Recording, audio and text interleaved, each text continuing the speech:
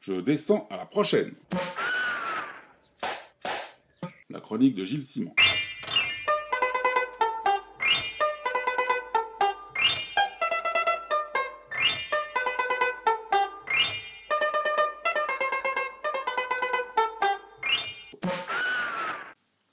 Je vous ai parlé ces dernières semaines de la polémique sur le sexisme des nominations pour le Grand Prix du Festival d'Angoulême, puis des 3 finalistes qui ne semblaient pas trop en vouloir de ce Grand Prix. Finalement, il échut à celui qui voulait bien l'accepter, après être passé si près pendant des années. Herman, le dessinateur de Bernard Prince et Comanche sur le scénario de Greg, et l'auteur de Jérémia et les Tours de Bois-Maury, ainsi que beaucoup de one-shot avec son fils ou d'autres au scénario. Un immense représentant du courant réaliste de la bande dessinée franco-belge qui méritait d'entrer enfin au Parnasse angoumoisin.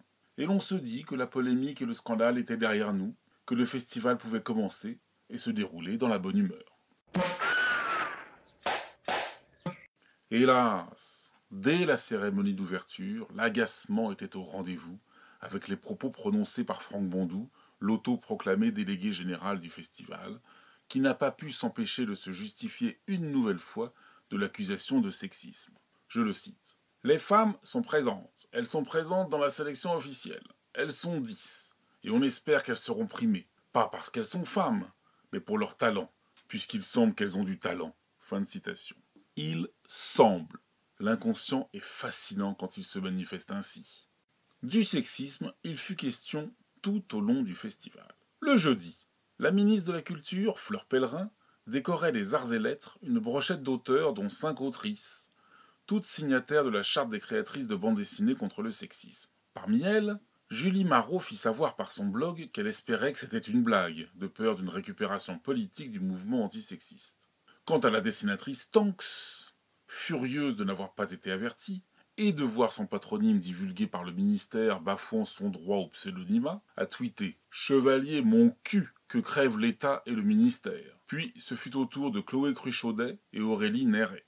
Le vendredi, la secrétaire d'État déléguée aux droits des femmes Pascale Boitard a déjeuné avec des dessinatrices. N'aurait-elle pas dû plutôt convoquer l'organisateur du festival pour le sensibiliser à ce qu'il appelle lui-même un problème féminin? À la faveur de ce déjeuner, il apparaît que le terme autrice a été adoubé par le ministère au détriment d'auteur. Tandis que l'on discute des mérites respectifs de ces deux mots, que les uns proposent alternativement autruche, d'autres auteuse ou autresse, je me demande si hôtesse, A-U-T-E-2-S-E, ne serait pas encore mieux. Les machos de la profession ne seraient pas dépaysés. Ça sonnerait comme hôtesse d'accueil, hôtesse de bar, hôtesse de l'air. Le samedi, une séance très instructive, organisée par le collectif des créatrices de bande dessinée contre le sexisme, consistait à présenter au public des projections de planches de bande dessinée anonymes et de lui demander de déterminer si elles étaient l'œuvre d'un homme ou d'une femme. Une petite minorité de planches a été attribuée à des femmes par le public, alors qu'elles l'étaient toutes. Les préjugés ont été démontrés et démontés par cet exercice salutaire. Bravo! Tout grand festival a son off. Angoulême a depuis quelques années un excellent off of off. Il y est notamment remis le prix Charlie Schlingot qui récompense l'humour gros nez et dont la marraine est Florence Sestac. Il a été remis cette année aux excellents Pixel Vengeurs et Mo CDM pour leur album Les Trois Petits Cochons Reloaded.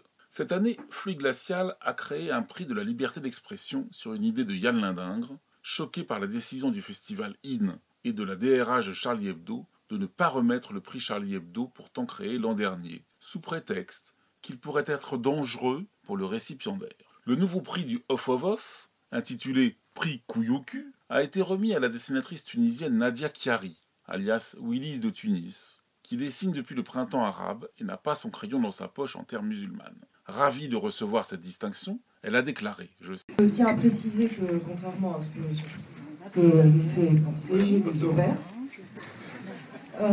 D'ailleurs, j'ai jamais vraiment compris pourquoi cette partie de l'anatomie masculine symbolisait la virilité, la force, le courage, alors que c'est quand même une zone extrêmement vulnérable en cas de baston. Je ne vais pas partager avec les douaniers quand ils vont découvrir ce trophée dans les valises. Je dédie donc ce prix à tous ceux qui ne cèdent pas à la dictature de la majorité. Désolé, je suis applaudi.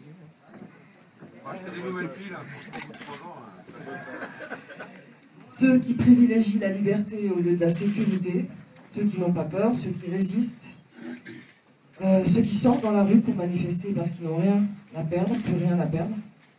Alors merci à l'équipe du Off, merci à l'équipe de Pluie Glaciale, merci à Ciné Mensuel.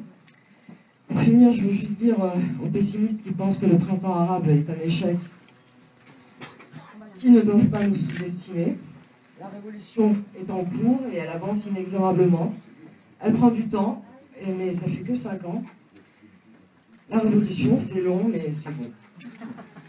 Une forme de pied de nez à la poltronnerie du festival In. Sa seule inquiétude était de savoir comment passer la douane tunisienne avec le trophée, une belle paire, couleur bronze. Le Off of Off avait également organisé un critérium cycliste des auteurs de BD, grimpant de la gare SNCF jusqu'à l'hôtel de ville, sous une pluie glaciale et cinglante. Voilà qui renouait avec l'ambiance bon enfant du festival des années 70 et 80, avec les célèbres matchs de foot où s'affrontaient au stade Chanzy, Möbius, Druyet, Mézières, Margerin et d'autres.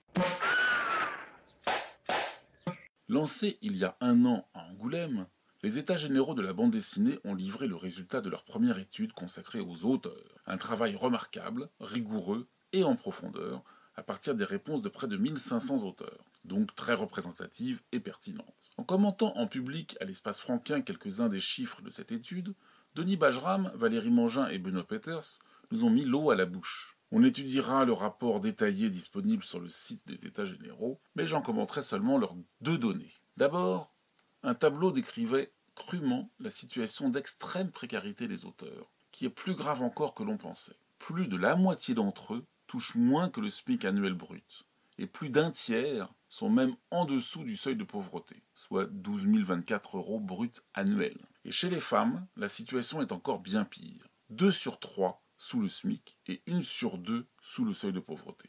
Un autre chiffre remettait à l'ordre du jour la place des femmes. On apprenait en effet qu'elles représentent 27% des auteurs en activité. Jusqu'ici, le chiffre avancé, et utilisé par Franck Bondou pour se justifier dans l'épisode de la polémique sur le sexisme du festival, était de 12,4%, chiffre tiré du rapport de Gilles Ratier pour la CBD. Ces 2 chiffres, 27% et 12,5%, ne sont pas contradictoires, et sont tous les 2 justes, mais ils ne désignent pas la même chose. Et leur écart en dit long sur l'inégalité entre hommes et femmes. En effet, le chiffre de la CBD concerne la part de femmes parmi les auteurs ayant 3 albums à leur actif et ayant publié 1 album au cours de l'année écoulée. Sachant que l'étude des États généraux démontre que les femmes sont en moyenne beaucoup plus jeunes que les hommes, elles ont plus difficilement déjà publié 3 albums, d'autant que beaucoup d'entre elles sont de la génération issue de la blogosphère. Par ailleurs, il apparaît que les femmes publient moins souvent que les hommes, sans doute parce qu'elles ont moins de temps à consacrer à leur création, étant plus accaparées par les tâches ménagères et maternelles, mais aussi à cause d'un certain sexisme de la profession. Ceci explique aussi qu'une moins grande proportion d'entre elles ont publié 1 album dans l'année. Il y a fort à parier que beaucoup de données de cette étude se prêteront à une analyse fouillée et instructive. Et rendez-vous l'an prochain pour les résultats de l'étude sur les éditeurs cette fois.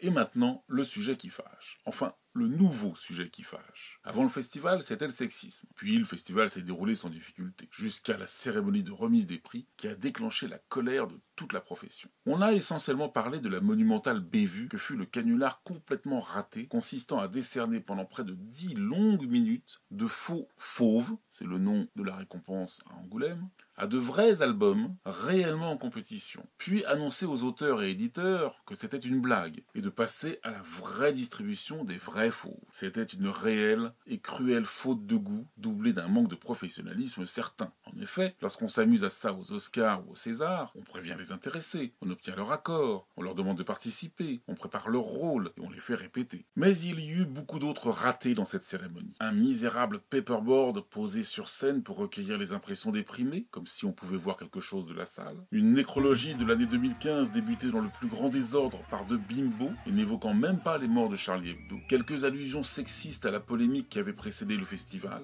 des plaisanteries vaseuses sur les Allemands et les Japonais, anciens alliés de l'Axe, se terminant par un Herr Otomo à l'adresse de l'invité d'honneur du festival, un jury tenu à l'écart de la remise des prix qu'il décernait, pas un mot pour rendre hommage à Katsuhiro Otomo, Grand Prix 2015, et à son successeur Herman, pourtant tous les deux dans la salle.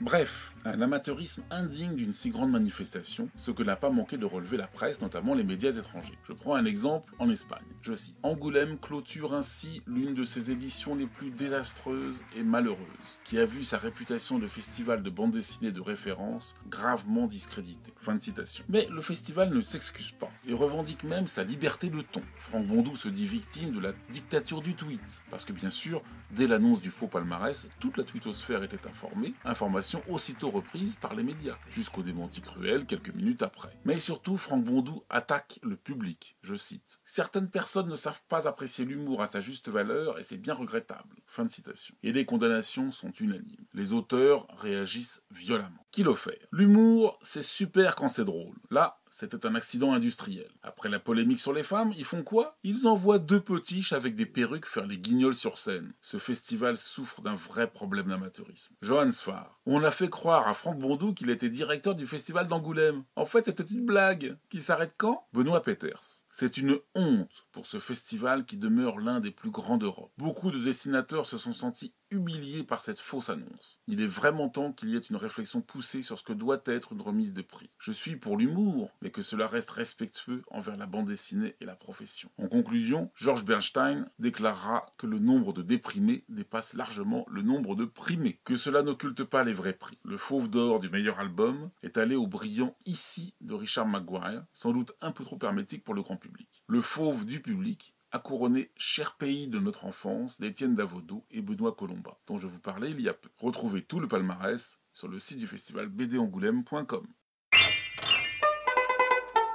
Et voici le moment de mon conseil de la semaine. En arpentant les allées des chapiteaux du festival, j'ai découvert sur le stand des éditions PLG un drôle de petit ouvrage de Jean-Luc Coudray qui se penche en 45 pages sur l'industrie de la dédicace. À travers cet épiphénomène, l'auteur aborde en fait de très nombreuses problématiques du monde de la bande dessinée. C'est léger mais réfléchi, court mais instructif.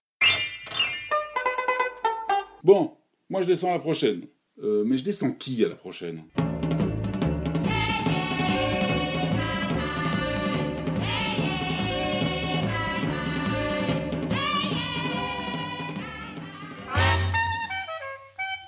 El ukulele